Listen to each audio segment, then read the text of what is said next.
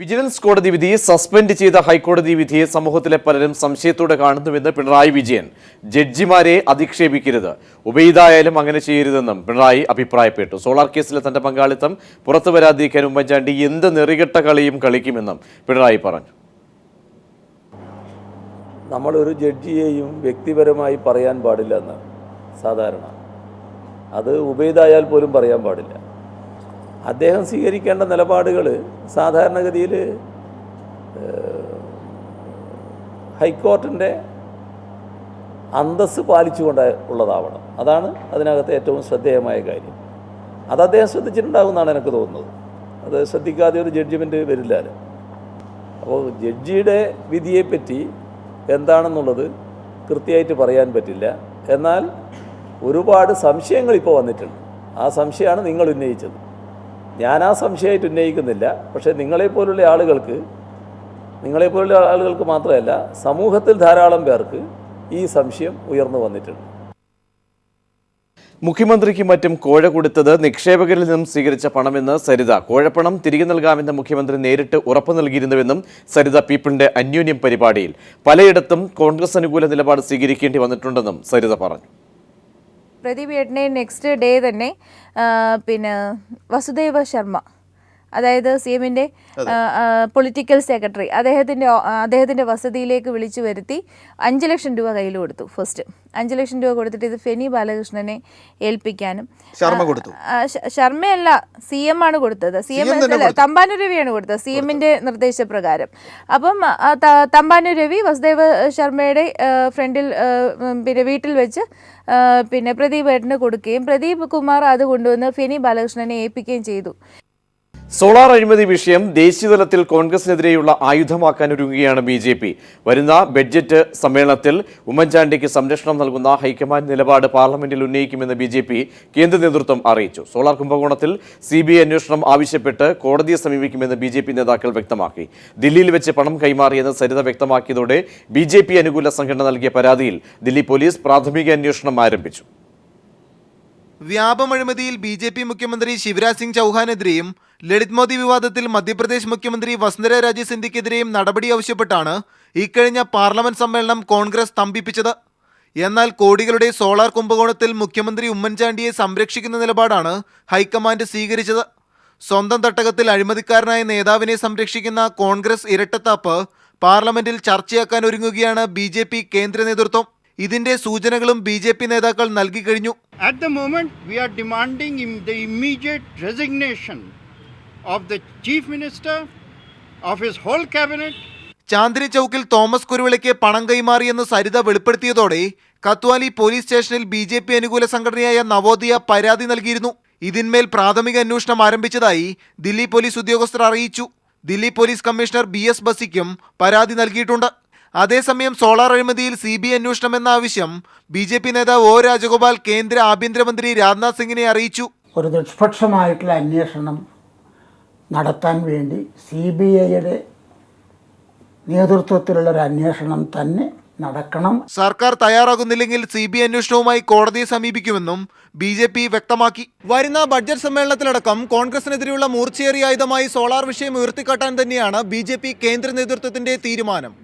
Manushankar, news bureau, Delhi.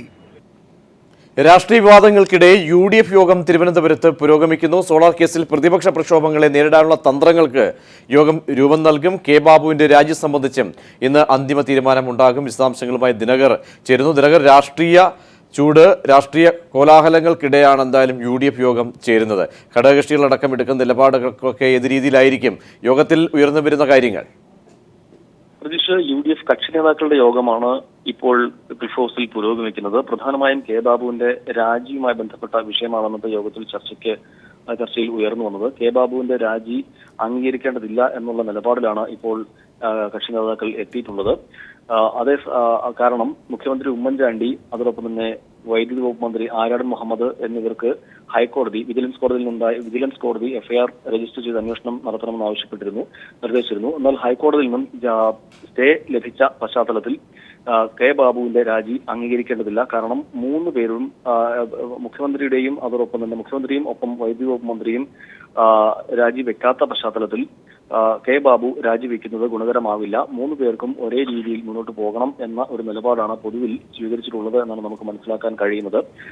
K ബാബുവിന്റെ രാജി അംഗീകരിച്ചാൽ അത് തിരിച്ചടി ഉണ്ടാക്കും, മുഖ്യമന്ത്രിക്കും ഒപ്പം ആര്യടൻ മുഹമ്മദിനും തിരിച്ചടി ഉണ്ടാകും എന്ന നിലപാടാണ് UDF കക്ഷി നേതാക്കൾ സ്വീകരിച്ചിരിക്കുന്നത്.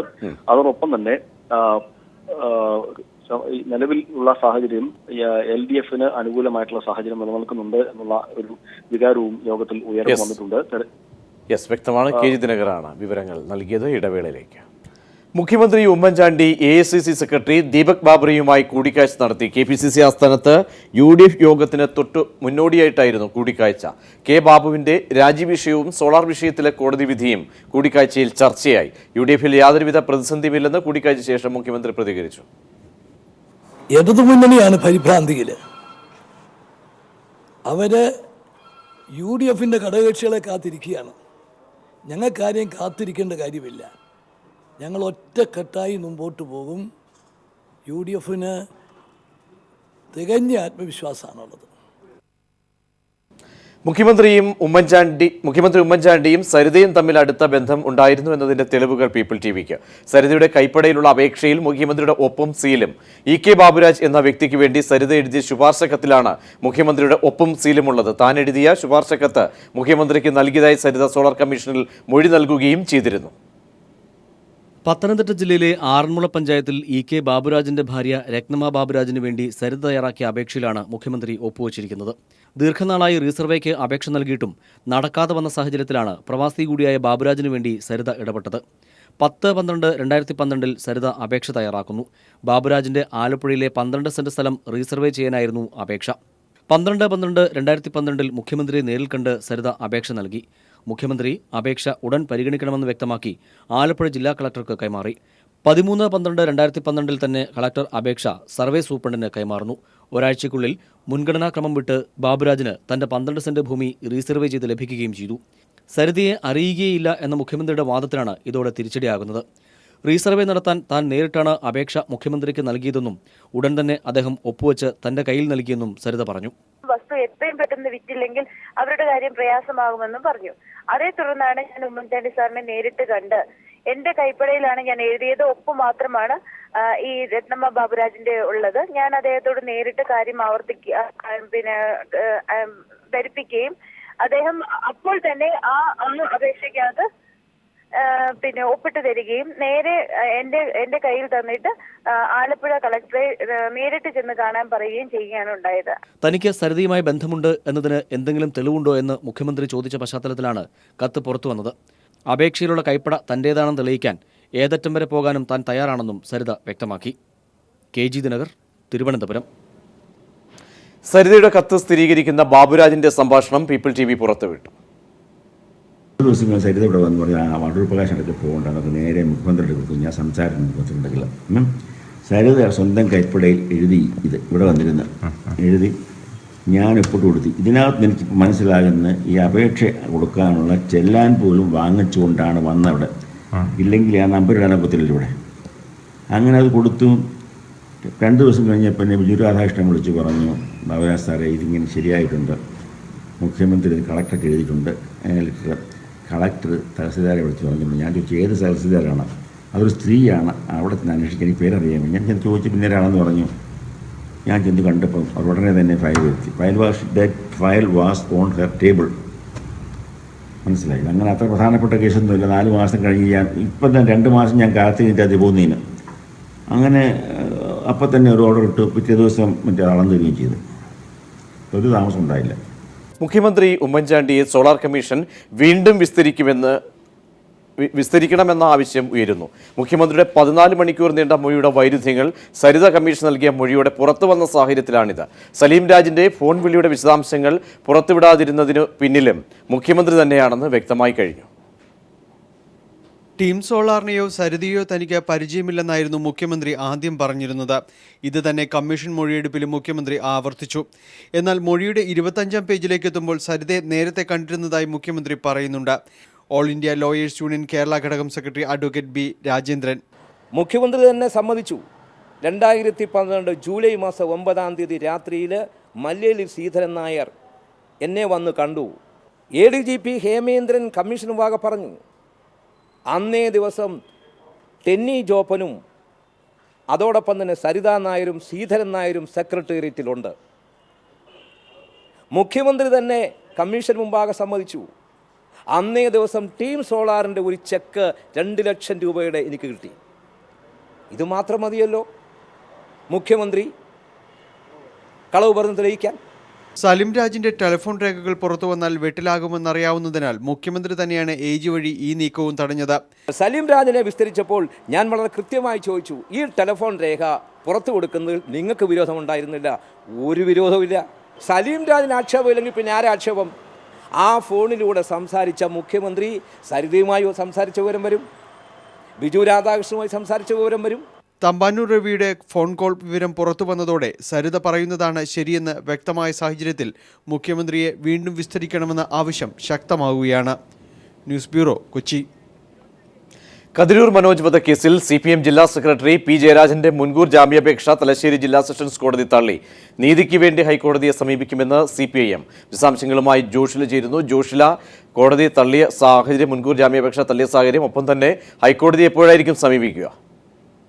പ്രജീഷ്, കതിരൂർ മനോജ് വധക്കേസിൽ CBI പ്രതി ചേർത്ത സാഹചര്യത്തിലാണ് CPIM കണ്ണൂർ ജില്ലാ സെക്രട്ടറി P. ജയരാജൻ തലശ്ശേരി ജില്ലാ സെഷൻസ് കോടതിയിൽ ജാമ്യ ഹർജി നൽകിയിരിക്കുന്നത്. ഈ ജാമ്യ ഹർജിയാണ് ജഡ്ജി VG അനിൽകുമാർ അല്പസമയം മുമ്പ് തള്ളിയത്. അതേസമയം നിയമപരമായി ഈ പരാമർശങ്ങൾ നിലനിൽക്കുന്നതല്ല എന്നാണ് പ്രതിയാകാത്ത ഘട്ടത്തിൽ ജാമ്യാപേക്ഷ പരിഗണിക്കുകയും പ്രതിയായ ഘട്ടത്തിൽ ജാമ്യാപേക്ഷ പരിഗണിക്കുന്നതും വ്യത്യസ്തമാണ് എന്ന് ചൂണ്ടിക്കാണിച്ചുകൊണ്ട് ഹൈക്കോടതിയെ സമീപിക്കാൻ തന്നെയാണ് CPIM തീരുമാനിച്ചിരിക്കുന്നത്. അതേസമയം P. ജയരാജന്റെ ജാമ്യാപേക്ഷ തള്ളിയത് സാങ്കേതികത്വം ചൂണ്ടിക്കാട്ടിയാണെന്നും മാത്രമല്ല നേരത്തെ UAPA 43D പ്രകാരമുള്ള നിയമ തടസ്സവും ചൂണ്ടിക്കാട്ടിക്കൊണ്ടാണ് ഇപ്പോൾ ജാമ്യ ഹർജി തള്ളിയിരിക്കുന്നത്. മറ്റൊരു കാര്യം, നേരത്തെ ഉണ്ടായിരുന്ന കോടതി വിധി, അത് ജാമ്യ ഹർജി തള്ളിയ വിധി നേരത്തെ തന്നെ ഈ കോടതിയിൽ നിലനിൽക്കുന്നതാണ്. അതുകൊണ്ട് തന്നെ ഈ വിധി റിവ്യൂ ചെയ്യാൻ നിലനിൽക്കുന്ന കോടതിക്ക് അധികാരമില്ല എന്ന് കാണിച്ചുകൊണ്ടാണ് കോടതി ഇപ്പോൾ ജാമ്യ ഹർജി തള്ളിയിരിക്കുന്നത്. അതേസമയം ഹൈക്കോടതിയെ സമീപിക്കുമെന്നാണ് CPM ഇപ്പോൾ നിലപാട് സ്വീകരിച്ചിരിക്കുന്നത്. ഈ മിക്കവാറും തിങ്കളാഴ്ചയായിരിക്കും ഹൈക്കോടതിയെ സമീപിക്കാനാവുക. അടുത്ത 2 ദിവസങ്ങളിൽ കോടതി അവധിയാണ്. അതുകൊണ്ട് തന്നെ തിങ്കളാഴ്ച ആയിരിക്കും ഹൈക്കോടതിയെ സമീപിക്കാൻ സാധ്യത. K. ബാബു രാജിവെക്കേണ്ട സാഹചര്യം ഇല്ലെന്ന് UDF യോഗത്തിൽ ധാരണയായി. KM മാണിയും തിരിച്ചു വരണ മന്ത്രിസഭയിലേക്കെന്നും UDFൽ പൊതുവികാരം ഉയർന്നിരിക്കുന്നു. വിശദാംശങ്ങളുമായി NV ബാലകൃഷ്ണൻ ചേരുന്നു. ബാലു, ഐക്യകണ്ഠേനയായിരുന്നു UDF കക്ഷികൾ ഈ ആവശ്യം ഉന്നയിച്ചത്. പ്രജീഷ്, വളരെ നിർണായകമായ തീരുമാനമാണ് ഇപ്പോൾ UDF സ്വീകരിച്ചിരിക്കുന്നത്. ഇതുവരെ വന്ന ആരോപണങ്ങളെല്ലാം K. ബാബുവിനെതിരെയും അതോടൊപ്പം തന്നെ KM മാണിക്കെതിരെയും മുഖ്യമന്ത്രിക്കെതിരെയും വന്ന ആരോപണങ്ങളെല്ലാം UDF യോഗം തള്ളിക്കളഞ്ഞിരിക്കുന്നു. ഇവർ നേരത്തെ രാജിവെച്ച KM മാണി മന്ത്രിസഭയിലേക്ക് തിരിച്ചു വരണമെന്ന ആവശ്യമാണ് UDF യോഗത്തുണ്ടായിരിക്കുന്നത്. ഇത് പരസ്യമായി തന്നെ PP തങ്കച്ചൻ പ്രഖ്യാപിക്കുകയും ചെയ്തിട്ടുണ്ട്. ഏതായാലും മന്ത്രി KM മാണിയെ തിരിച്ച് UDFിലേക്ക് കൊണ്ടുവരികയും മന്ത്രിസഭയെ കൊണ്ടുവരികയും ചെയ്യുക എന്ന പൊതുനിർദ്ദേശം പൊതുവെ ഉയർന്നു വന്നിരുന്നു. UDFിനകത്തും ഇക്കാര്യം ഉയർന്നു വന്നിരുന്നു. എന്നാൽ ആരോപണങ്ങൾ പേടിച്ചും അതോടൊപ്പം തന്നെ ബഹുജന പ്രക്ഷോഭം ഭയന്നും UDF ഇതിൽ നിന്ന് മാറി നിൽക്കുകയായിരുന്നു. എന്നാൽ ഇന്നത്തെ UDF യോഗത്തിൽ ഇക്കാര്യം ചർച്ച ചെയ്യുകയും മന്ത്രി KM മാണി തിരിച്ച് മന്ത്രിസഭയിലേക്ക് വരണമെന്ന ആവശ്യം ഉയർന്നു വരികയും ചെയ്തിട്ടുണ്ട്. അടുത്ത ബജറ്റ് KM മാണി തന്നെ അവതരിപ്പിക്കണമെന്ന നിലപാടിലാണ് UDFിലെ പല ഘടകകക്ഷി നേതാക്കളും ഇപ്പോൾ എത്തിയിരിക്കുന്നത്. അത്തരമൊരു ചർച്ചയാണ് UDF യോഗത്തിൽ നടന്നിരിക്കുന്നത്. അതോടൊപ്പം തന്നെ മന്ത്രി K. ബാബുവിനെതിരെയും വിജിലൻസ് കോടതിയുടെ പരാമർശത്തെ തുടർന്ന് അദ്ദേഹം രാജിവെച്ചിരുന്നു. എന്നാൽ ഈ രാജിക്കത്ത് ഇതുവരെയും ഗവർണർക്ക് കൈമാറാൻ മുഖ്യമന്ത്രി തയ്യാറായിരുന്നില്ല. അപ്പീൽ നൽകുകയും അപ്പീൽ സ്റ്റേ ലഭിക്കുകയും ചെയ്ത സാഹചര്യത്തിൽ മന്ത്രി K. ബാബുവും മന്ത്രിസ്ഥാനത്തേക്ക് തിരിച്ചു വരണമെന്ന ആവശ്യം UDF യോഗത്തിൽ ഉയർന്നു വന്നിട്ടുണ്ട്. അതോടൊപ്പം തന്നെ മുഖ്യമന്ത്രിക്കെതിരെ വലിയ തോതിൽ ഗൂഢാലോചനയാണ് പല ഭാഗത്തുനിന്നും നടക്കുന്നത്. ഇത് സംബന്ധിച്ച് വിശദമായ അന്വേഷണം നടത്തണമെന്നും UDF യോഗത്തിൽ ആവശ്യം ഉയർന്നു വന്നിട്ടുണ്ട്. ഇതുമായി ബന്ധപ്പെട്ട ചർച്ചകളാണ് ഇന്ന് UDF യോഗത്തിൽ നടന്നത്.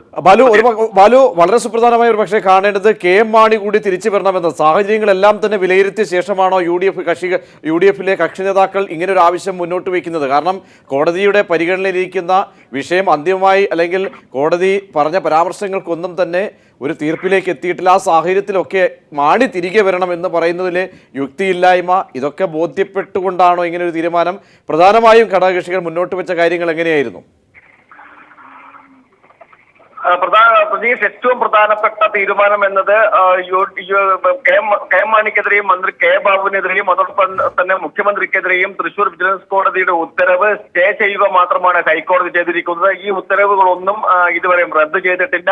ഈ സാഹചര്യത്തിൽ 2 മാസത്തേക്കാണ് മുഖ്യമന്ത്രിക്കും അതോടൊപ്പം തന്നെ മന്ത്രി ആര്യാടൻ മുഹമ്മദിനെതിരെയുമുള്ള ആരോപണം വിജിലൻസ് കോടതി ഉത്തരവ് റദ്ദ് ചെയ്തിരിക്കുന്നത്. അതോടൊപ്പം തന്നെ ത്വരിതാന്വേഷണത്തിന് ഉത്തരവിടുകയും ചെയ്തിട്ടുണ്ട്.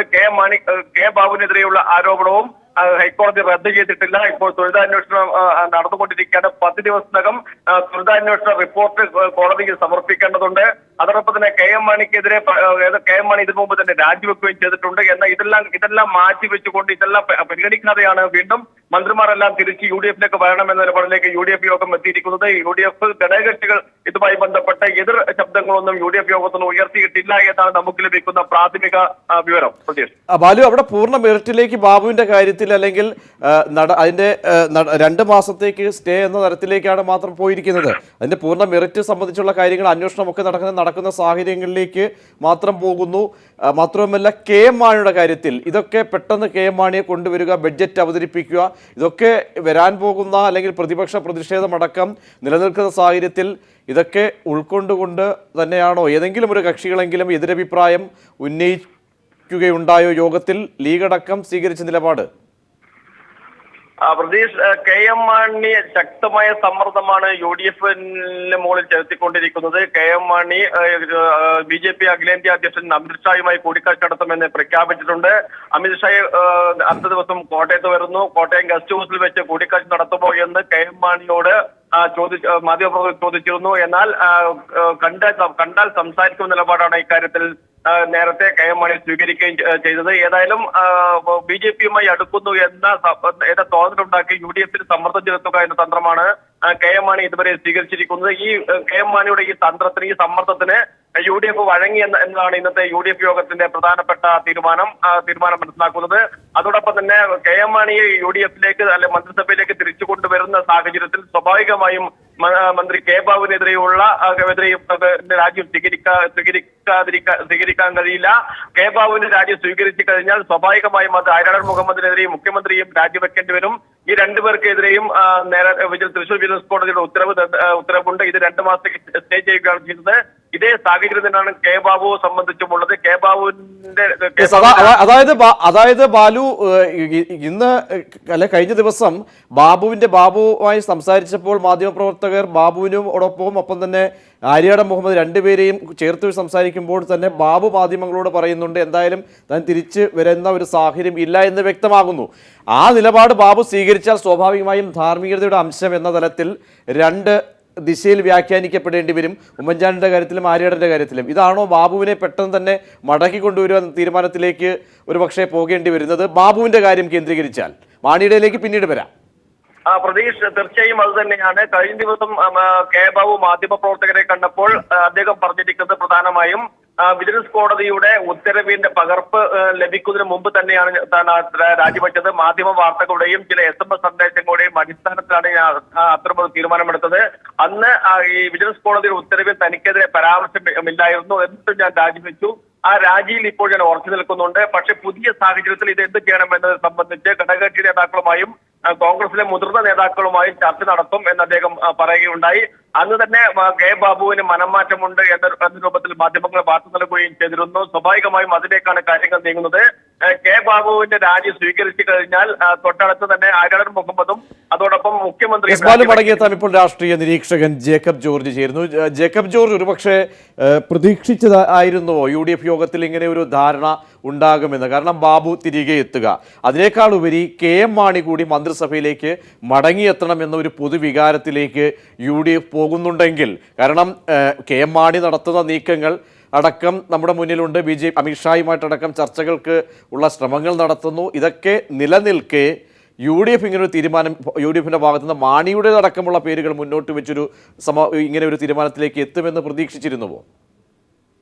അത് UDF-ന്റെ അകത്ത് ഒരു പുതിയ ചിന്ത വന്നിട്ടുണ്ട്. ഇതിനകത്ത് രാഷ്ട്രീയമായിട്ട് ഇതിനെ കൈകാര്യം ചെയ്യുക എന്നുള്ളത്. രണ്ടാമത്തെ കാര്യം, കോൺഗ്രസിനകത്ത് ഉമ്മൻചാണ്ടിക്ക് പിന്തുണ കൊടുക്കുന്ന, ഉമ്മൻചാണ്ടിയുടെ നീക്കങ്ങൾക്കും അദ്ദേഹത്തിന്റെ തന്ത്രങ്ങൾക്കും ശക്തി പകരുന്ന ഒരു നിലപാടിലേക്ക് UDF യോഗം എത്തുക. അങ്ങനെ നോക്കുമ്പോഴത്തേക്ക് ഇതൊക്കെ UDF-നെ രാഷ്ട്രീയമായി കൂടുതൽ ശക്തിപ്പെടുത്തും എന്നുള്ള ഒരു നിലപാടെയാണ് എന്ന് തോന്നുന്നു. ഇത് തന്നെയാണ് ബാബുവിനെ തിരിച്ചു കൊണ്ടുവരിക, ആര്യാടനും ഉമ്മൻചാണ്ടിയും ആ സ്ഥാനത്ത് തുടരുക, ഒപ്പം KM മാണിയെ കൂടി മന്ത്രിസഭയിലേക്ക് തിരികെ കൊണ്ടുവരിക എന്നുള്ള നിലപാട്. തീർച്ചയായിട്ടും ഇത് UDF-നെ ശാക്തീകരിക്കാൻ വേണ്ടിയുള്ള രാഷ്ട്രീയമായ ഒരു തീരുമാനത്തിന്റെ ഭാഗമാണ് എന്ന് വേണം വിലയിരുത്താൻ. പക്ഷേ ജേക്കബ് ജോർജ് അവിടെ എങ്ങനെ, കാരണം ഐ ഗ്രൂപ്പ് അടക്കം ചെന്നിത്തല അടക്കം ഒരു പക്ഷേ പറയുന്നത് പോലെ മുറിഞ്ഞ ഭാഗം അത് ആ വ്രണം കൂടുതൽ വലുതാവുന്ന ഒരു സാഹചര്യത്തിലേക്കായിരിക്കില്ലേ പോവുക? കാരണം KM മാണിയെ കൊണ്ടുവരുന്നു, സമ്മർദ്ദത്തിൽ ഒരു പക്ഷേ വരുന്ന നിയമസഭാ തെരഞ്ഞെടുപ്പിൽ ഒരു പ്രതിച്ഛായ അടക്കം സൃഷ്ടിക്കുന്ന തരത്തിലേക്ക്. അതൊക്കെ നോക്കിക്കഴിഞ്ഞാൽ ഈ പറയുന്ന മുന്നോട്ട് വയ്ക്കുന്ന UDF ആണെങ്കിലും UDF-ന്റെ പൊതുവികാരം എന്ന തരത്തിലാണ് എന്തായാലും വാർത്തകൾ ഇപ്പോൾ വരുന്നത്. അതൊക്കെ ആ അർത്ഥത്തിൽ നോക്കിക്കഴിഞ്ഞാൽ കാര്യങ്ങൾ കൂടുതൽ സങ്കീർണാവസ്ഥയിലേക്ക് പോകുമോ? ഇപ്പോൾ ഒരു ചെറിയ തോതിലുള്ള ഒരു മേജർ സർജറി വേണമെന്ന് പറയുന്ന സ്ഥലത്താണ് ഇത്തരം ഒട്ടിച്ചേർക്കലുകൾ നടക്കുന്നത്. കാര്യങ്ങൾ കൂടുതൽ സങ്കീർണതയിലേക്ക് പോകില്ലേ? അത് സങ്കീർണമായിട്ട് പോകും. സങ്കീർണത എന്ന് പറയുമ്പോൾ ഇപ്പൊ തന്നെ ഉമ്മൻചാണ്ടി കഴിഞ്ഞ ദിവസം കണ്ട ഉമ്മൻചാണ്ടി അല്ല ഇന്നലെ കണ്ടത്. ഒരു വലിയ വിശദമായ ഒരു പത്രസമ്മേളനത്തിലൂടെ ഉമ്മൻചാണ്ടി ശക്തമായ ഒരു തിരിച്ചുവരവ് നടത്തുകയായിരുന്നു. ഹൈക്കോടതി വിധിയുടെ ബലത്തിലാണെങ്കിൽ പോലും ഉമ്മൻചാണ്ടി തിരിച്ചുവരവ് നടത്തി.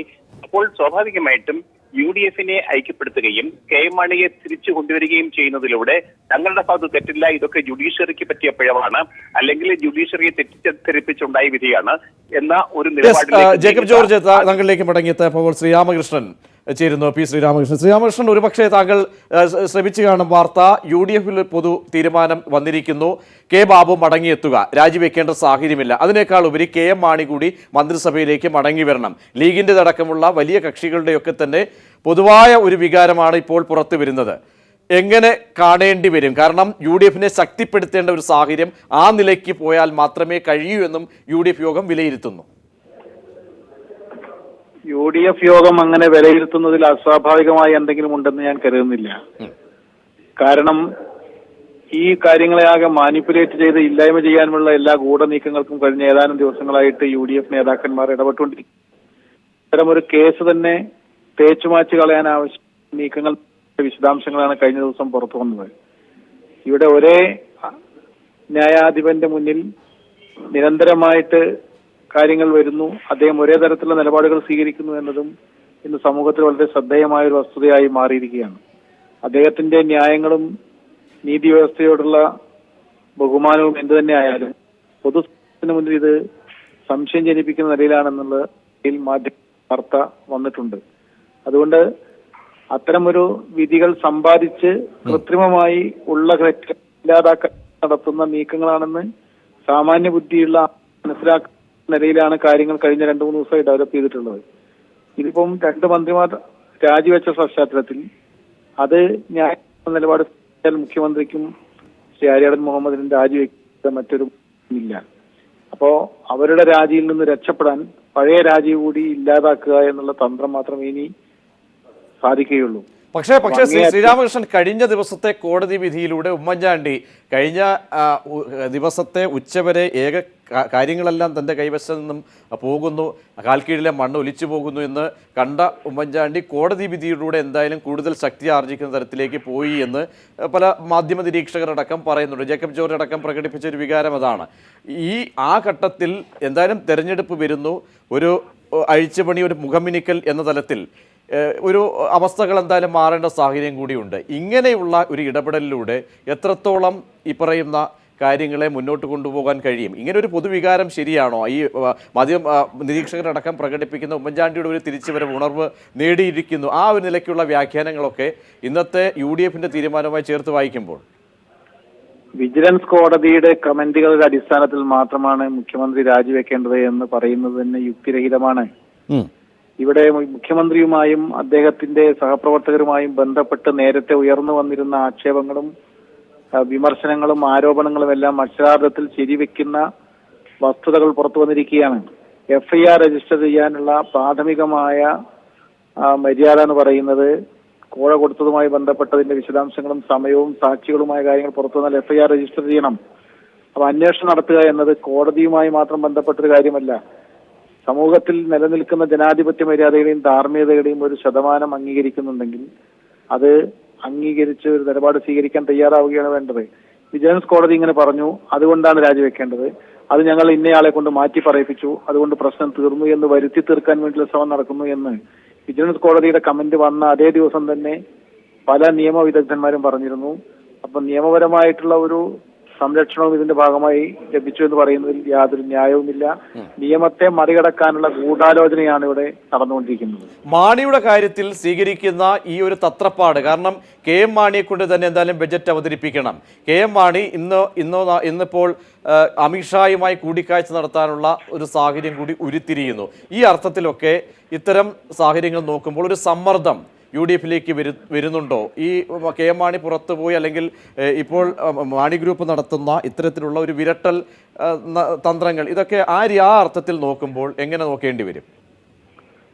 ഈ മരണത്തോടടുക്കുമ്പോൾ സ്വാഭാവികം ഓക്സിജൻ ട്യൂബിന് വേണ്ടി ആശ്രയിക്കുന്നത് സ്വാഭാവികമാണ്. UDF ഗവൺമെന്റ് അതിന്റെ എല്ലാ ശ്വാസവായുവും നഷ്ടപ്പെട്ടൊരു പശ്ചാത്തലത്തിൽ ഇനി രക്ഷപ്പെടാൻ കാണിക്കുന്ന അവസാനത്തെ എല്ലാ മര്യാദയും മാനവും ഇല്ലാത്ത തത്രപ്പാട് ഭാഗമാണ് മാണിയെ തിരിച്ചുകൊണ്ടുവരാൻ വേണ്ടിയുള്ള ശ്രമം.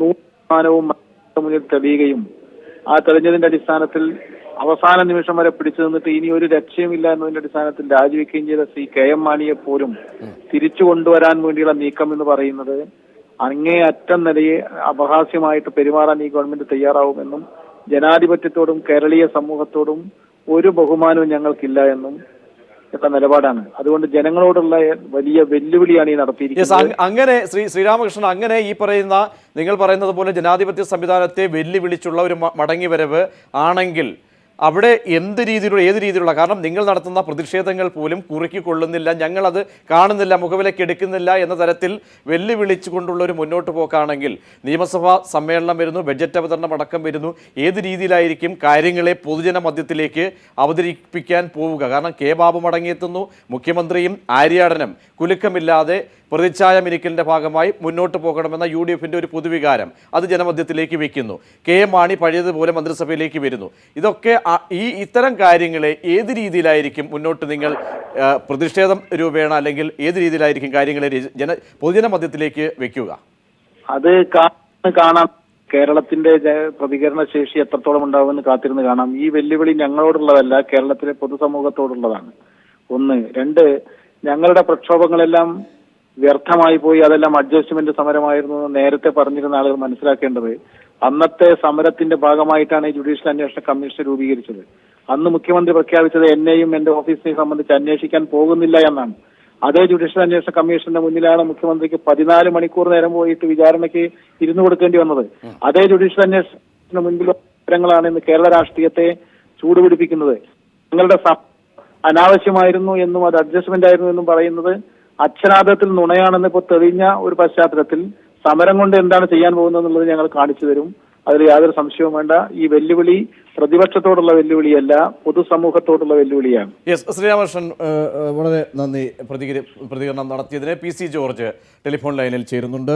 PC, താങ്കൾ കേട്ടുവല്ലോ, കെ എം മാണി താങ്കളുടെ പഴയ സഹപ്രവർത്തകൻ വീണ്ടും മന്ത്രിസഭയിലേക്ക് തിരികെ എത്തണമെന്ന പൊതുവികാരം UDF യോഗത്തിൽ പ്രകടിപ്പിച്ചിരിക്കുന്നു. കക്ഷികളെല്ലാം എങ്ങനെ നോക്കിക്കാണും? കേരളത്തിലെ ജനങ്ങൾ പുച്ഛത്തോടുകൂടി ചിരിക്കും. അയാളെ എന്തിനാ രാജിവെപ്പിച്ച കാര്യത്തിൽ ഇപ്പോഴും പരിഹാരം ഉണ്ടായിട്ടില്ല. പിന്നെ എങ്ങനെ മന്ത്രിയാർ സത്യപ്രതിജ്ഞ ചെയ്യിക്കും? ഏത് നിയമപ്രകാരം സത്യപ്രതിജ്ഞ ചെയ്യിക്കും? എനിക്കറിയില്ല. പിന്നെ നമുക്ക് കാണാം. പിന്നെ ഇത് ഒരു നാണം കെട്ടവന്മാരുടെ കൂട്ടമാണല്ലോ. ഉമ്മൻചാണ്ടി 5-ാം തീയതിക്ക് മുഖ്യമന്ത്രിയെ തുടർന്ന് ഞാൻ കരുതുന്നില്ല. അതായത് കെ എം മാണിക്ക് സത്യപ്രതിജ്ഞ ചെയ്യാൻ കഴിയുമെന്ന് ഞാൻ കരുതുന്നില്ല. അദ്ദേഹം 4-ാം തീയതി കെ എം മാണി 4-ാം തീയതി അമിത്ഷായിട്ട് ചർച്ച വെച്ചിരിക്കുക. ആ ചർച്ച ഒഴിവാക്കിയെടുക്കാൻ വേണ്ടിയുള്ള ഒരു പൊള്ളയ വാഗ്ദാനം എന്ന് മാത്രമേ ഞാൻ ഇതിനെ കാണുന്നുള്ളൂ. കെ ബാബു എങ്ങനെ രാജി പിൻവലിക്കും? മാനാത്മാരുടെ വാക്കിന് വില വേണ്ടേ? എനിക്കറിയില്ല. അതൊക്കെ ഉമ്മൻചാണ്ടിയുടെ കളി എന്നുള്ളൂ. ആ UDF തീരുമാനം കേരളത്തിലെ ജനങ്ങളുടെ മുഖത്ത് കാറി തുപ്പുന്നതിന് തുല്യമാണെന്നാണ് എന്റെ അഭിപ്രായം. അതായത് കെ ബാബു രാജിവെക്കേണ്ട, കെ ബാബു ഇന്നും മാധ്യമങ്ങളിലൂടെ കണ്ടത് അദ്ദേഹം പ്രകടിപ്പിക്കുന്നു. ആര്യാടൻ തിരുത്തി അദ്ദേഹം സംസാരിക്കാൻ അനുവദിക്കാതെ ഇടപെട്ടുകൊണ്ട് പറയുന്നു കെ ബാബു മടങ്ങിയെത്തും. പക്ഷേ കെ ബാബു ഒരു ധാർമ്മിക അംശം ഉണ്ട് എന്ന്, താൻ മടങ്ങി വരില്ല അല്ലെങ്കിൽ തനിക്കിപ്പോൾ ആ ഒരു സാഹചര്യമില്ല എന്ന് പറയുകയും ചെയ്യുന്നു. അവിടെ ഉമ്മൻചാണ്ടി സ്വീകരിക്കുന്ന അല്ലെങ്കിൽ ആ ഒരു നിലപാടിനെ എങ്ങനെ കാണേണ്ടി വരും? അതും ഈ പറയുന്ന UDF കക്ഷികളുടെ പൊതുവികാരവുമായി ചേർത്ത് വായിച്ചാൽ ഇത് ഒരു കൂട്ടുകള്ളന്മാർ എന്നല്ല എന്തായാലും പറയുക.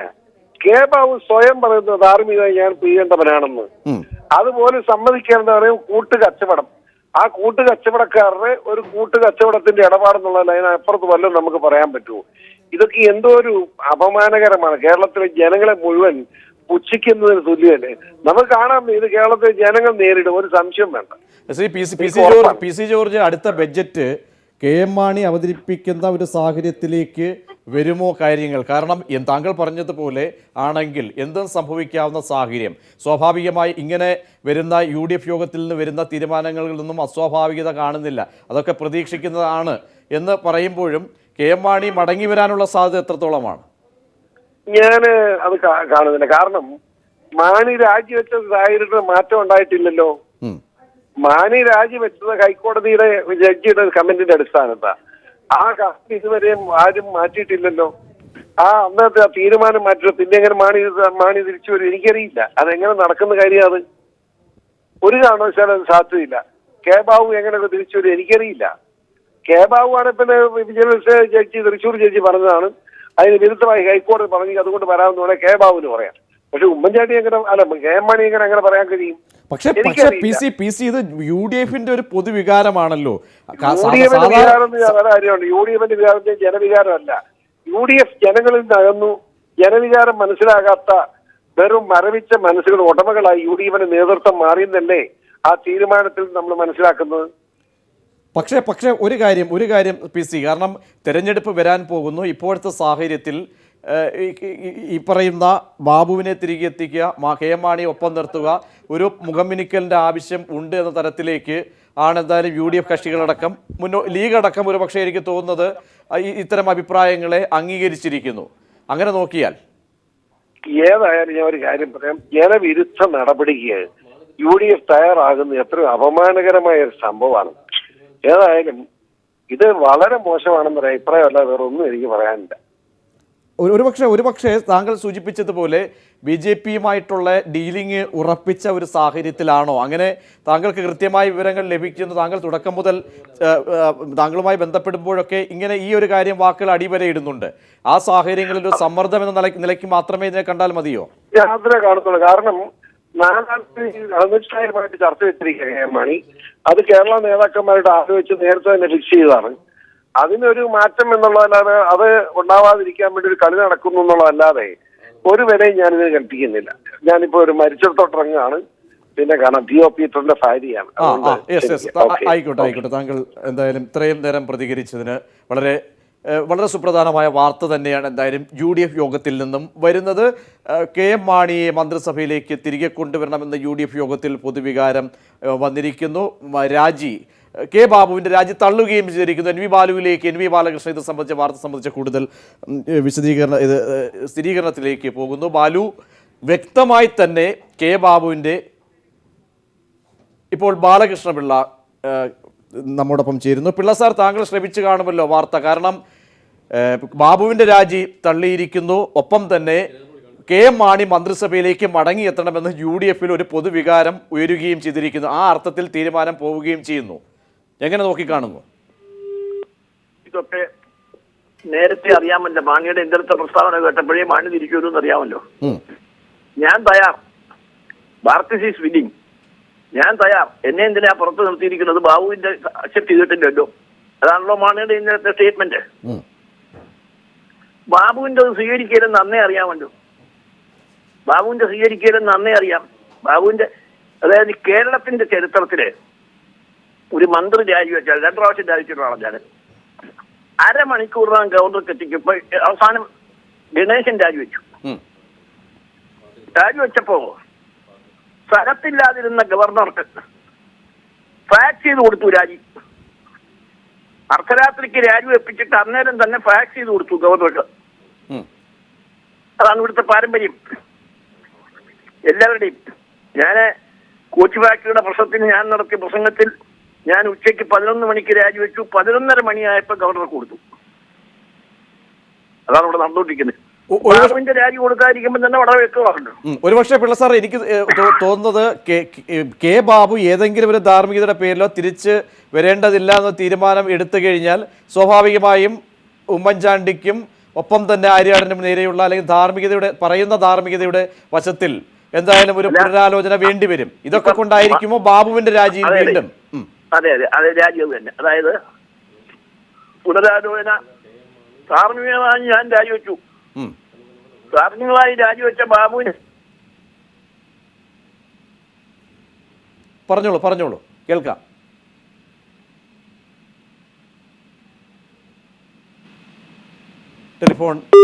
ടെലിഫോൺ കട്ടായിരിക്കുന്നു. NV ബാലകൃഷ്ണനിലേക്ക് ഒരിക്കൽ കൂടി പോകുന്നു. ബാലു, ഈ വളരെ ഒരുപക്ഷെ വളരെ ആശ്ചര്യം തോന്നുന്ന ഒരു തീരുമാനത്തിലേക്ക് തന്നെയാണ് പോകുന്നത്. കാരണം ബാബുവിൻ്റെ കാര്യത്തിൽ ഒരുപക്ഷെ സ്വാഭാവികമായ നിലപാട് എല്ലാവരും പ്രതീക്ഷിച്ചിരുന്നതായിരിക്കാം. പക്ഷേ KM മാണി കൂടി മന്ത്രിസഭയിലേക്ക് മടങ്ങിയെത്തണം. എന്ത് മാനദണ്ഡം, ഏത് രീതിയിലാണ് മടങ്ങി വരവ്, ഇത് സംബന്ധിച്ചൊക്കെ ഘടകകക്ഷികൾ ഏത് അഭിപ്രായങ്ങൾ, ഏതെങ്കിലും തരത്തിലുള്ള വിയോജിപ്പ് ആരെങ്കിലും ഈ യോഗത്തിൽ രേഖപ്പെടുത്തിയിരുന്നോ? പൊതുവികാരം ഏത് രീതിയിലായിരുന്നു? പ്രജീഷ്, യോഗം ആരംഭിച്ച ഉടനെ തന്നെ നിലവിലുള്ള രാഷ്ട്രീയ സാഹചര്യത്തെ സംബന്ധിച്ചും അതോടൊപ്പം തന്നെ എന്തൊക്കെ നിലപാട് സ്വീകരിക്കണം എന്നതിനെ സംബന്ധിച്ചും മുഖ്യമന്ത്രി തന്നെ യോഗത്തിൽ ഒരു വിശദീകരണം നടത്തുകയായിരുന്നു. ഈ വിശദീകരണം അതേപടി UDF യോഗം അംഗീകരിക്കുകയായിരുന്നു എന്നാണ് ഇപ്പോൾ നമുക്ക് ലഭിച്ചിരിക്കുന്ന വിവരം. അതോടൊപ്പം തന്നെ മുഖ്യമന്ത്രിക്കും ആഭ്യന്തര വകുപ്പിനുമെതിരെ ചില ഗൂഢാലോചന നടക്കുന്നുണ്ട്. ഇത് സംബന്ധിച്ച് വിശദമായ അന്വേഷണം നടത്തണമെന്നും UDF യോഗത്തിൽ തീരുമാനമായിട്ടുണ്ട്. അതോടൊപ്പം ഏറ്റവും പ്രധാനമായി മറ്റൊരു വാർത്ത പുറത്തു വന്നിരിക്കുന്നത് KM മാണി മന്ത്രിസ്ഥാനം ഏറ്റെടുക്കണം എന്ന നിർദ്ദേശം UDF യോഗം മുന്നോട്ട് വെച്ചിട്ടുണ്ട്. അതോടൊപ്പം തന്നെ ഇന്ന് നടത്തിയ വാർത്താ സമ്മേളനത്തിൽ PP തങ്കച്ചൻ ഇക്കാര്യം പരസ്യമായി പറയുകയും ചെയ്തിട്ടുണ്ട്.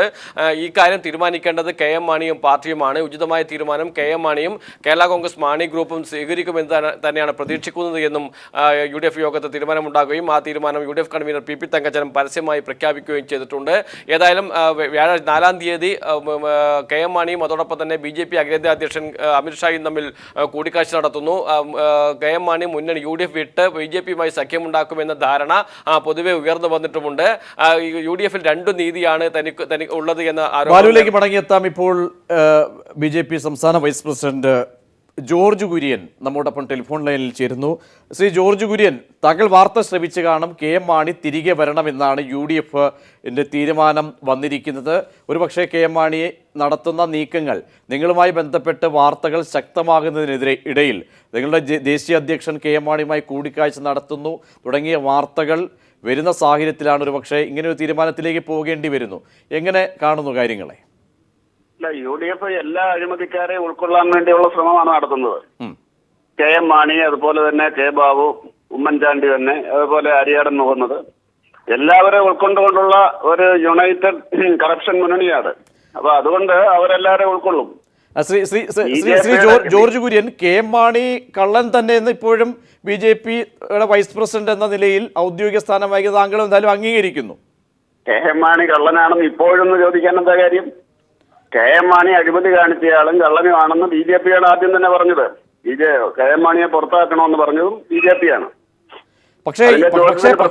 പക്ഷേ ശ്രീ ജോർജ് കുര്യൻ, പിന്നെ എന്തുകൊണ്ട് അമിത്ഷായുമായുള്ള കൂടിക്കാഴ്ചയ്ക്കുള്ള സാഹചര്യങ്ങൾ വരുന്നു, ഇങ്ങനെയൊക്കെയുള്ള വാർത്തകൾ വരുന്നതിന്റെ അർത്ഥം?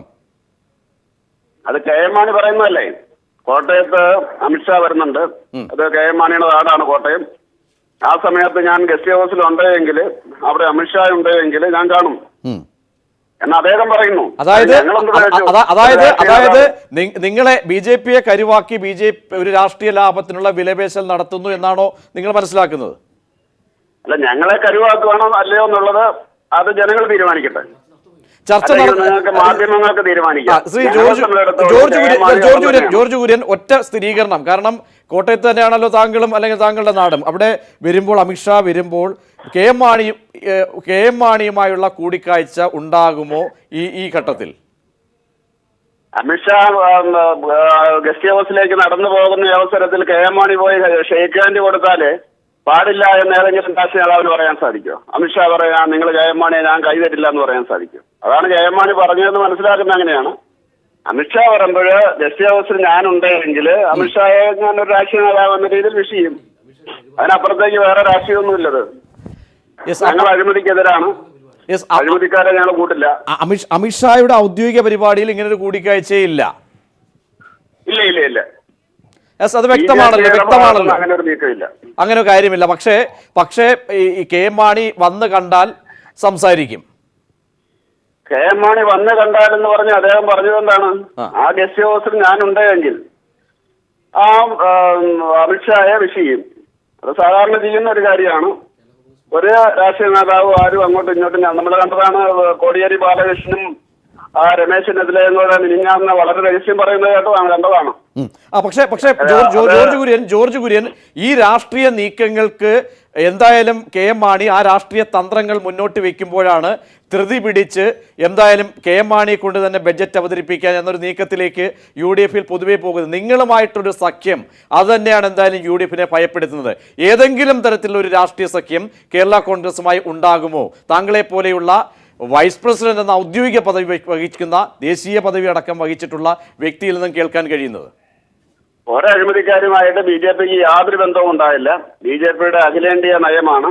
ആ കാര്യത്തിൽ കെ എം മാണിയുമായിട്ടും അതേ നയം തന്നെയാണ് ഭാരതീയ ജനതാ പാർട്ടിക്കുള്ളത്. യെസ്, ഞാൻ താങ്കളിലേക്ക് മടങ്ങിയെത്താം. ഇപ്പോൾ TN സീമ MP കൂടി ടെലിഫോൺ ലൈനിൽ ചേരുന്നു. ശ്രീമതി സീമ, ഒരുപക്ഷെ ഈ വരുന്ന വാർത്തകൾ UDF യോഗത്തിൽ നിന്നും വ്യക്തമായ സ്ഥിരീകരണം വരുന്നു. കെ എം മാണി മന്ത്രിസഭയിലേക്ക് മടങ്ങി വരണമെന്ന പൊതുവികാരം UDF ഉണ്ടായിരിക്കുന്നു. പ്രത്യേകിച്ച് മാണി മാറിയ സാഹചര്യങ്ങൾ ഇപ്പോഴും നിലനിൽക്കുന്നു. മെറിറ്റ് അടക്കം നിശ്ചയിക്കപ്പെട്ടിട്ടില്ല പൂർണ്ണമായും. ഈ ഘട്ടത്തിൽ ഒരു മടങ്ങി വരവിന് ഇത്രത്തോളം ഒരു ചേതോവികാരം പ്രകടിപ്പിക്കാൻ ഉള്ള കാരണം ഒരുപക്ഷെ നോക്കി കാണുമ്പോൾ അഴിമതിക്കാരെ ഭരണം ഉപയോഗിച്ച് സംരക്ഷിക്കുക എന്നുള്ളതാണ് എല്ലാ കാലത്തും UDF ചെയ്തിട്ടുള്ളത്. കെ എം മാണി സ്ഥാനം ഒഴിയേണ്ടി വന്നിട്ടുള്ളത് UDFന്റെ ഒരു തീരുമാനപ്രകാരമല്ല, മറിച്ച് അദ്ദേഹത്തിനെതിരായിട്ട് ഗുരുതരമായിട്ടുള്ള ആരോപണം വരികയും അദ്ദേഹത്തിന്റെ പേര് FIRൽ ഉൾപ്പെടുകയും ഒക്കെ ചെയ്തതിന്റെ ഭാഗമായിട്ടാണ് സ്ഥാനം വിട്ടൊഴിയേണ്ടി വന്നിട്ടുള്ളത്. അത് ശ്രീ കെ ബാബുവിനെതിരായിട്ട്, അതുപോലെ തന്നെ ശ്രീമാൻ ഉമ്മൻചാണ്ടി, ശ്രീ വാര്യടൻ മുഹമ്മദ് തുടങ്ങിയിട്ടുള്ള പല മന്ത്രിമാർക്കെതിരായിട്ടുള്ള വിജിലൻസ് കേസും കാര്യങ്ങളൊക്കെ നിലനിൽക്കുകയാണ്. പക്ഷെ ഇതൊക്കെ തന്നെ അധികാരം ഉപയോഗിച്ചുകൊണ്ട് പരസ്പരം സംരക്ഷിക്കുക, അഴിമതിക്കാരെ പരസ്പരം സംരക്ഷിക്കുക എന്നുള്ളതിന്റെ ഐക്യമാണ് ഇപ്പോൾ ഈ ഐക്യമുന്നണി ഇതിന്റെ ഭാഗമായിട്ട് ഇപ്പോൾ ഉണ്ടായിക്കൊണ്ടിരിക്കുന്നത്. ഇത് മാത്രമല്ല, ഇത് വാസ്തവത്തിൽ UDFന്റെ പൊതുവികാരം എന്താ, കേരളത്തിലെ ജനങ്ങളുടെ വികാരം എന്താ, കേരളത്തിലെ നിയമ സംവിധാനങ്ങൾ പറയുന്നത്. അപ്പൊ നിയമത്തെ ചോദ്യം ചെയ്യുന്നു, ജനങ്ങളെ ചോദ്യം ചെയ്യുന്നു, ബുദ്ധിയും സാമാന്യ ബുദ്ധിയുള്ള മുഴുവൻ ആളുകളുടെയും ഈ ബോധത്തെ ചോദ്യം ചെയ്തുകൊണ്ടാണ് ഇപ്പൊ ഇത്തരം തീരുമാനങ്ങൾ എത്തുന്നത്. കാരണം ഇത് പരസ്പരം ആരും വിളിച്ചു പറയാൻ പാടില്ല. ഈ അഴിമതിയുടെ ഒരു പ്രശ്നം എന്ന് പറഞ്ഞു കഴിഞ്ഞാൽ ഇത് മൂടി വെക്കാൻ എല്ലാവരും കൂടി ഒരു ധാരണ ഉണ്ടാക്കി മാത്രമേ ഇത് മൂടി വെക്കാൻ സാധിക്കുള്ളൂ. അപ്പൊ അതുകൊണ്ട് ശ്രീ കെ എം മാണിയെ പിണക്കാൻ പറ്റില്ല, ബാബുവിനെ പിണക്കാൻ പറ്റില്ല. ഇത്തരത്തിൽ പരസ്പരം സഹകരിക്കാനുള്ള ഒരു താല്പര്യത്തിന്റെ ഭാഗമായിട്ടാണ് അതിനുള്ള. അതായത് TN സീമ നോക്കിക്കാണുമ്പോൾ കെ എം മാണി വ്യക്തമായ സമ്മർദ്ദം ചെലുത്തുന്നു. മാണി എല്ലാ ഒരുപക്ഷെ ഈ പറയുന്ന BJP അടക്കം ഈ ഘട്ടത്തിൽ പോലും പൂർണ്ണമായും മാണിയെ ഒഴിവാക്കുന്നില്ല. ഇവിടെ ജോർജ് കുര്യൻ കാര്യങ്ങൾ പറയുമ്പോഴും അമിത്ഷാ വരുമ്പോൾ അമിത്ഷായുടെ നേർക്ക് നടന്നു വന്ന് ഷെയ്ക്ക് ഹാൻഡ് കൊടുത്താൽ ഞാൻ വിഷ് ചെയ്യും. പക്ഷേ കോട്ടയത്ത് തന്നെ അമിത്ഷായുടെ വരവ് സംബന്ധിച്ച് താമസം സംബന്ധിച്ചുമൊക്കെ പല സംശയങ്ങളും വ്യാഖ്യാനങ്ങളും വരുന്നു. പൂർണ്ണമായ ഒരു മറുപടിയിലേക്ക് BJPക്ക് പോകാനും കഴിയുന്നില്ല. ഇങ്ങനെയൊക്കെ തന്നെ വ്യാഖ്യാനിക്കുമ്പോൾ കാര്യങ്ങളെ ഒരു വലിയ വ്യക്തമായ ഒരു രാഷ്ട്രീയ നീക്കങ്ങൾ ഇതിൻ്റെ പിന്നിലുണ്ടോ? ഇല്ല, BJPയും ശ്രീ കെ എം മാണിയുമായും അദ്ദേഹത്തിന്റെ പാർട്ടിയുമായിട്ടുള്ള ധാരണകൾ എന്ന് പറയുന്നത് കഴിഞ്ഞ തദ്ദേശ ഭരണ തെരഞ്ഞെടുപ്പുമായിട്ടൊക്കെ ബന്ധപ്പെട്ട് നമ്മൾ കണ്ടിട്ടുള്ളതാണ്. അദ്ദേഹത്തിന് നേരെ അഴിമതി ആരോപണം വന്നതിന് ശേഷം തന്നെയാണ് ഈ ധാരണകളുടെ കഥകളെല്ലാം പുറത്തു വന്നിട്ടുള്ളത്. കെ എം മാണിക്കെതിരായിട്ടുള്ള അഴിമതി ആരോപണത്തെ തുടർന്ന് ഈ കേസ് വന്നതിനെ തുടർന്ന് എല്ലാവരും, പ്രതിപക്ഷമൊക്കെ വലിയ പ്രതിഷേധം നടത്തുന്ന സമയത്ത് കെ എം മാണിക്കെതിരായിട്ട് പ്രതിഷേധിക്കാൻ BJP തയ്യാറായില്ല. അതിന്റെ അണികളോടും അത്തരത്തിലുള്ള പ്രതിഷേധം വേണ്ട എന്ന് നിർദ്ദേശം കൊടുത്ത പാർട്ടിയാണ്. അപ്പൊ അതുകൊണ്ട് അത്തരത്തിൽ അധികാരത്തിലേക്കുള്ള കുറുക്കുവഴി തേടുന്ന BJPക്ക് ശ്രീ കെ എം മാണിയുമായിട്ട് കൂട്ടുകൂടാനുള്ള താല്പര്യം ഉണ്ടായിരുന്നു. ഇനി ഇതെങ്ങനെയാണ് ഇത്തരം കാര്യങ്ങൾ വരാൻ പോകുന്നതെന്ന് അറിഞ്ഞുകൂടെ. പക്ഷെ അതൊന്നും ഈ അഴിമതി സംബന്ധിച്ചിട്ടുള്ള ഈ കേരളത്തിൽ ഉയർന്നു വന്നിട്ടുള്ള ഈ സാഹചര്യം നിലനിൽക്കുന്ന ഒരു ഘട്ടത്തില് ശ്രീ കെ എം മാണിയെ തിരിച്ച് മന്ത്രിസഭയിലേക്ക് കൊണ്ടുവരിക, ശ്രീ കെ ബാബുവിനെ തുടരാൻ അനുവദിക്കുക എന്നൊക്കെ പറയുന്നത് അങ്ങേറ്റത്തെ ഒരു രാഷ്ട്രീയ സദാചാരത്തിന്റെ ഞാൻ താങ്കളിലേക്ക് വിളിക്കുന്നത് ശ്രീ ജോർജ് കുര്യൻ താങ്കൾ പറയുന്ന ടി.എൻ. സീമ ചൂണ്ടിക്കാട്ടിയതുപോലെ മുഖ്യമന്ത്രിക്കും ആര്യാടിനുമെതിരെയൊക്കെ വന്ന കോടതി വിധികളിലും ബാബുവിനെതിരെയുമൊക്കെ വന്ന കോടതി വിധികളിലുമൊക്കെ യുവമോർച്ച അടക്കം പ്രകടിപ്പിച്ച വലിയ വികാരം അത് കെ എം മാണിയുടെ കാര്യത്തിൽ ഉണ്ടാകുന്നില്ല. ഇനിയൊരു താങ്കളുടെ വാക്കുകൾ വിശ്വസിച്ച് മുഖവിലേക്ക് എടുത്തുകൊണ്ടാണെങ്കിൽ കെ എം മാണിയെ തിരിച്ച് വീണ്ടും മന്ത്രിസഭയിലേക്ക് കൊണ്ടുവരാനുള്ള സാഹചര്യം ഒരുങ്ങിയാൽ വലിയ പ്രക്ഷോഭം നിങ്ങളുടെ ഭാഗത്തുനിന്നും പ്രതീക്ഷിക്കണോ? തീർച്ചയായിട്ടും. കാരണം കെ എം മാണി രാജിവെക്കുന്നിടം വരെയും പാർട്ടി വളരെ ശക്തമായിട്ടുള്ള സമരം നടത്തിയിരുന്നു. മാർക്സിസ്റ്റ് പാർട്ടിയും അങ്ങനെയായിരുന്നു. അതിനുശേഷം മാർക്സിസ്റ്റ് പാർട്ടിയുടെ ഭാഗത്ത്, അതായത് ആരോപണം വന്ന അവസരത്തിൽ തന്നെ കെ എം മാണി അല്ല രാജിവെക്കേണ്ടത്, ഉമ്മൻചാണ്ടിയാണ് രാജിവെക്കേണ്ടതെന്നാണെന്ന് കോടിയേരി ബാലകൃഷ്ണൻ പറഞ്ഞത്. കെ എം മാണിയും കോടിയേരി ബാലകൃഷ്ണനുമായിട്ടുള്ള രഹസ്യ ബന്ധങ്ങൾ എല്ലാവർക്കും അറിയാവുന്ന, രഹസ്യം എന്ന് പറയുന്നത് വ്യക്തിപരമായിട്ടുള്ള ബന്ധങ്ങൾ, അതിൻ്റെ അകത്ത് ഞാൻ ചീത്തയായിട്ടല്ല പറയുന്നു. അപ്പൊ ആ രീതിയിൽ ഉണ്ടായിരുന്നു. അപ്പൊ മാർക്സിസ്റ്റ് പാർട്ടി തീർച്ചയായിട്ടും പഞ്ചായത്ത് തിരഞ്ഞെടുപ്പില് എത്രയോ സ്ഥലങ്ങളില് ശ്രീ ജോർജ് കുര്യൻ വളച്ചുകെട്ടില്ലാത്ത സമയക്കുറവ് കൊണ്ട് ഒറ്റ ചോദ്യം ചോദിച്ചാൽ കെ എം മാണിയുമായി കേരള കോൺഗ്രസുമായി യാതൊരു തരത്തിലുമുള്ള രാഷ്ട്രീയ ബന്ധത്തിൽ ഏർപ്പെടുകയുമില്ല. മാത്രവുമല്ല കെ എം മാണിയുടെ വരവിനെ, തിരിച്ചുള്ള മന്ത്രിസഭയിലുള്ള വരവിനെ ശക്തമായി എതിർക്കുകയും പ്രതിഷേധിക്കുകയും ചെയ്യും ബി.ജെ.പി. തീർച്ചയായിട്ടും മീനച്ചി പഞ്ചായത്തിൽ ഉൾപ്പെടെ മാർക്സിസ്റ്റ് പാർട്ടി കേരള കോൺഗ്രസിന്റെ പിന്തുണ തേടുകയും കൊടുക്കുകയും ചെയ്തിട്ടുണ്ട്. അതുപോലെയുള്ള കാപട്യങ്ങളൊന്നും ഞങ്ങൾ കാണിക്കില്ല. കെ എം മാണിയോ അവരുടെ പാർട്ടിയായിട്ടോ ഇലക്ഷൻ ഞങ്ങൾക്ക് യാതൊരു ബന്ധവും ഉണ്ടാവില്ല. ഒരഴിമതിക്കാരുമായിട്ട് യാതൊരു ബന്ധവും ഉണ്ടാവില്ല. വളരെ നന്ദി. ബി.ജെ.പിയുടെ വൈസ് പ്രസിഡന്റ് കൂടിയായ ജോർജ് കുര്യൻ, ഒപ്പം തന്നെ ടി.എൻ. സീമ, പി.സി. ജോർജ്, ശ്രീരാമകൃഷ്ണൻ, ജേക്കബ് ജോർജ് പ്രതികരിച്ചതിന്